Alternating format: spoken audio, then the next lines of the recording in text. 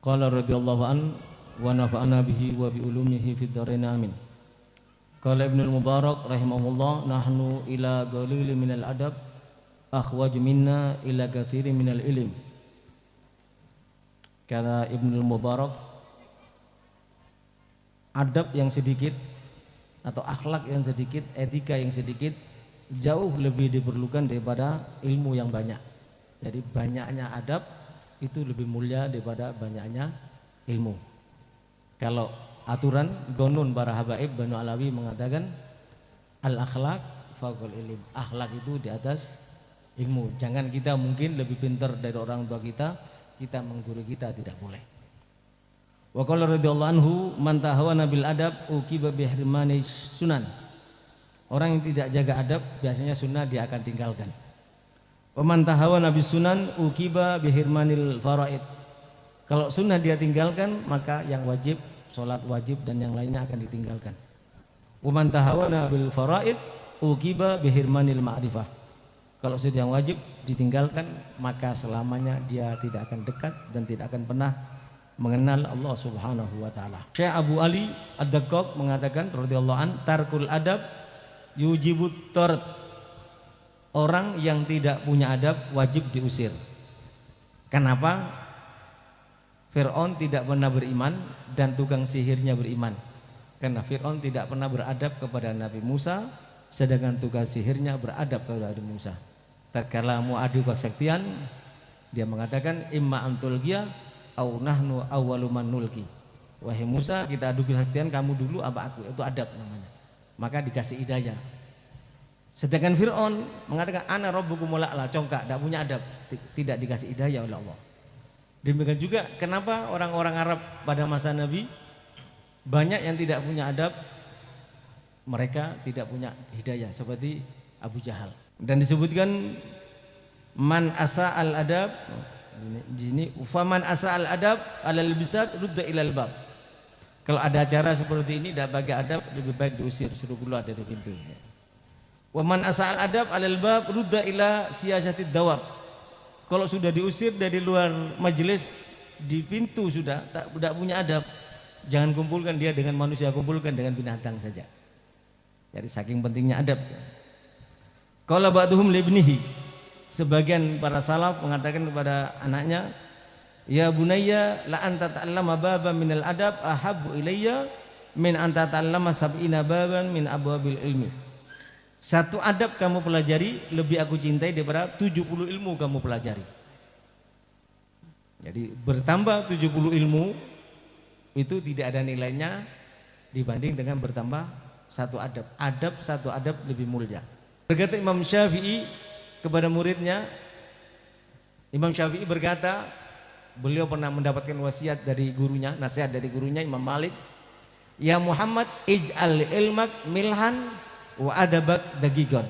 Wahai anakku, wahai muridku, wahai Muhammad bin Muhammad Asy-Syafi'i bin Idris Asy-Syafi'i, jadikan ilmu itu seperti garam dan adabmu seperti tepung. Tepung itu kalau mau buat roti pasti lebih banyak daripada garam. Kalau jumlah garamnya sama dengan tepungnya tidak jadi roti. Wa qala Abdurrahman bin Qasim, khadamtu Malikan, saya pernah mengabdi kepada Imam Malik radhiyallahu anhu isrina sana, 20 tahun. Fama kana minha sanatain fil ilm. Dia mengatakan, aku mengabdi, kata Syekh Abdurrahman bin Qasim, murid kecintanya Imam Malik, aku mengabdi, mereka tidak mengatakan belajar. Mereka para ulama itu tidak pernah mengatakan aku pernah belajar kepada fulan, tidak. Saya mengabdi kepada fulan bin fulan. Kayaknya beda. Dia mengatakan aku pernah mengabdi kepada Imam Syafi'i 20 tahun. 2 tahun untuk ilmu, 18 tahun untuk belajar adab. Fa ya laitani ja'altul mudda kullaha adaban. Mungkin kalau aku jadikan 20 tahun itu tidak pakai untuk ilmu tapi untuk belajar adab semuanya, mungkin aku lebih beruntung, kata dia. Dikatakan idza jama'al muallim salatan tamatir ni'ma bihi alal muta'allim. Kalau ini kepada guru ini ya. Kalau guru itu mempunyai 3 sifat, ada dalam dirinya, maka muridnya mendapatkan kenikmatan yang sempurna. Pertama, guru itu sabar. Kedua, tawadhu, tidak mencongkakkan diri mentang-mentang guru. Yang ketiga, akhlaknya baik. Kalau murid mendapatkan guru seperti itu, sudah kenikmatan dunia dia dapat semuanya. Wa idza jama'al muta'allim thalathan, demikian juga sebaliknya, kalau guru mendapatkan murid mempunyai 3 sifat, tamatin nikmat, dunia dan isinya sudah nikmat bagi dia. Apa pertama? Al-aglu, berakal. Jadi tidak menyulitkan bagi guru. Rasulullah itu kalau mengatakan saya ingin memerdekakan Bilal karena dalam keadaan disiksa tapi bahayanya besar. Sahabat Abu Bakar As-Siddiq mengerti apa yang diinginkan oleh Rasulullah, dikumpulkan semua hartanya, dijual, dimerdekakan Sayyidina Bilal.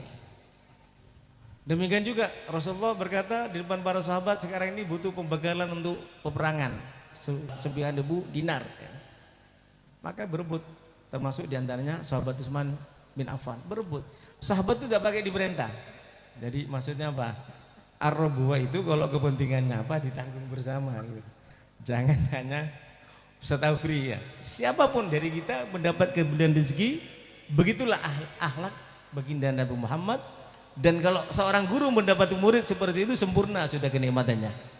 Yang kedua, al-adab, ya, punya adab, punya akhlak, ya, tidak sembarangan. Yang ketiga, husnul fahmi, pemahamannya bagus.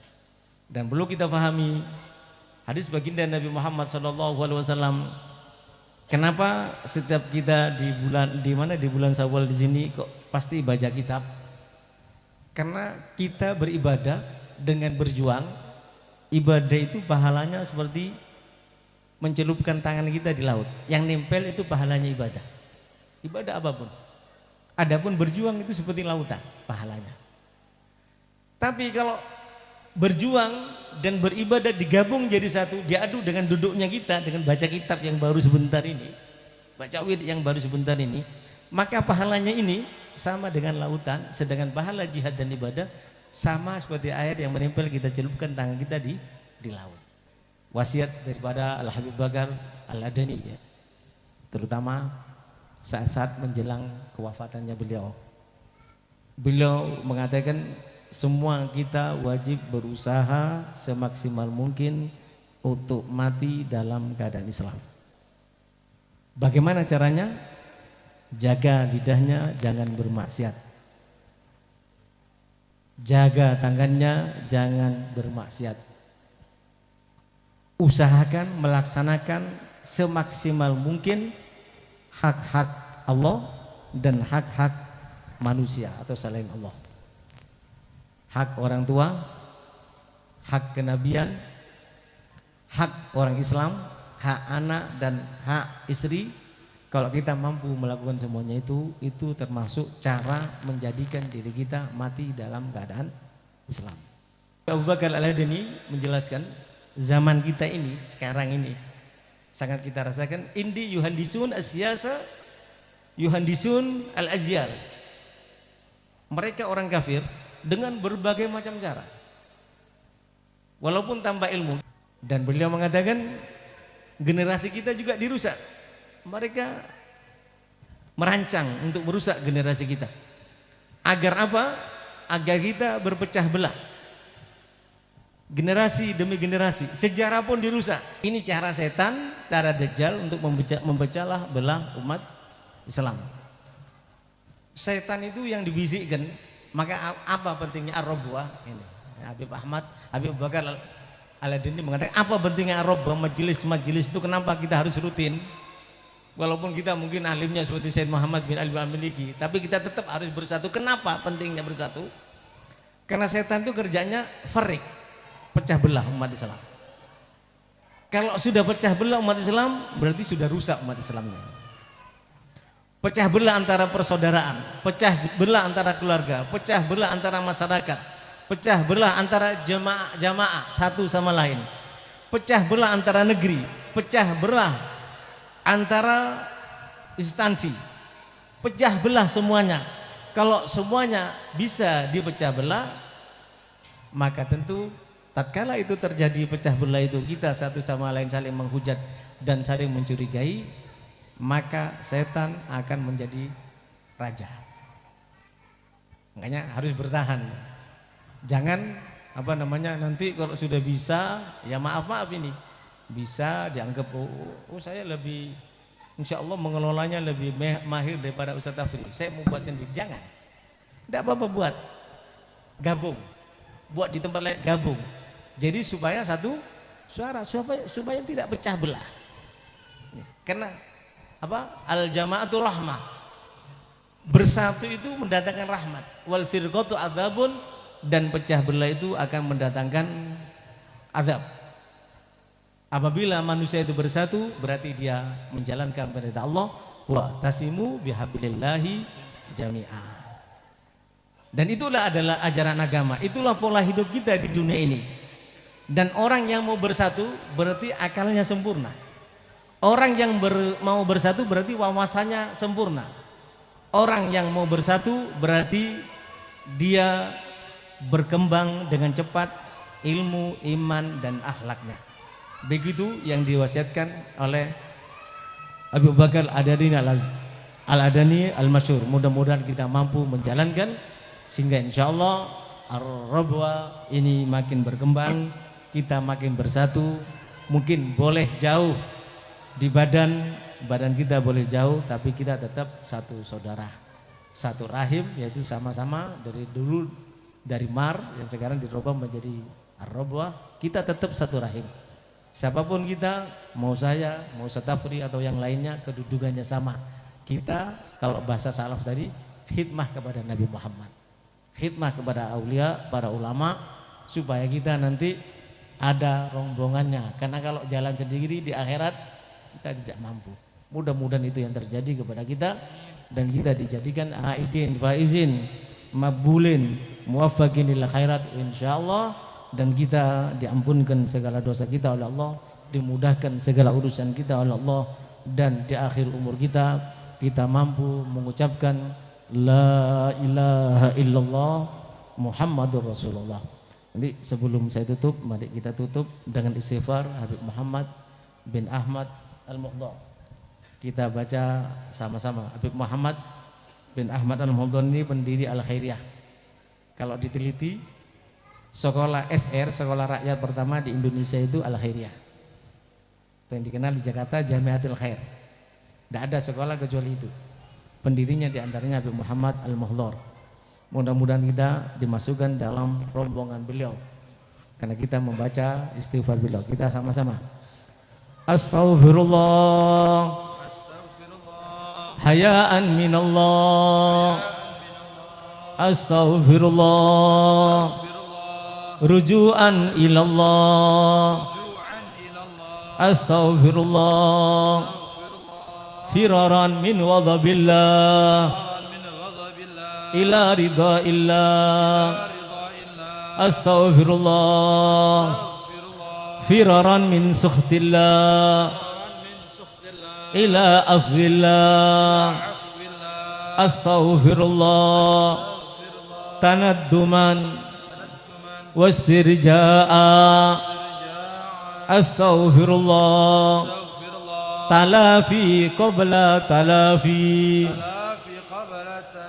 astaghfirullah minal ifrati wat tafriti, astaghfirullah minat takhbiti wat takhliti, astaghfirullah min mufaraqatiz dzunub, astaghfirullah minat tadannus bil uyub, astaghfirullah min adamil hudur fi shalah, astaghfirullah min jami'it taksiri fiha wa fi zakah, astaghfirullah minal kunut min rahmatillah, astaghfirullah minal amni min makrillah, Astaghfirullah min adamil qiyami bihaqqillah wa khalqillah. Astaghfirullah min adamit tashmir li taatillah. Astaghfirullah min uquqil aba wal ummahat. Astaghfirullah minadh dhulumat wat tabiat. Astaghfirullah minal khuta ilal khati'at. Astaghfirullah min qati'atil arham. Astaghfirullah min iktisabil atham. Astaghfirullah min hubbil jah wal mal. Astaghfirullah min sahwatil ghil wal ghal. Astaghfirullah min ru'yatin nafsi bi'ainit ta'zim. Astaghfirullah min nahris sa'il wa qahril yatim. Astaghfirullah minal kadhibi wal hasad. Astaghfirullah minal ghiba wan namimah. Astaghfirullah minar riya was sum'ah. Astaghfirullah min sairil akhlaq al madhmuma. Astaghfirullah min sairid dunub al qalbiyah wal qawliyah wal lisaniyah wal zawkiyah wal syammiyah wal sam'iyah wal basariyah wal badaniyah wal farjiyah was sadriyah wal yadawiyah wal rijliyah wal hissiyah wal ma'nawiyah. Astaghfirullah min ittibi'il hawa wa hajrit taqwa wal maili ila sakharifid dunya. Astaghfirullah min jami'i ma yakrahullahu zahiran wa batinan. Wa sallallahu ala sayyidina Muhammadin wa alihi wa sahbihi wa sallam. Walhamdulillahi rabbil alamin. Bisiril Fatihah.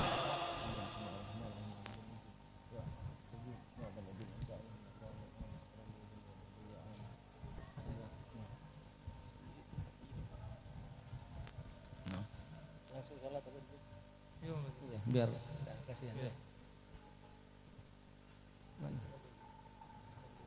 Tarik. Komat. Wudunya di situ. Wudhu situ. Tempat wudhu sini, tempat kencing.